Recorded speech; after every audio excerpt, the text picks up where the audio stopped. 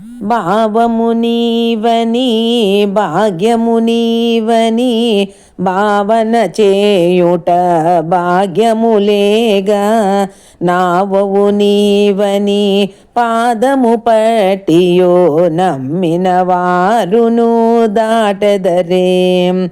జీవము నీవని జ్ఞానము నీవని జీవులు నేరని మాయవుగా, పావని నీవని నీవును త్రోవని భావన చేయుటే భాగ్యముగా. పాడుచున్నామది నాట్యము చేయును పావని పావన గీతములున్, వేణీడగ తోడుగా చెంతను అమ్మయు నిల్చిన రీతిగా తోచెనులే.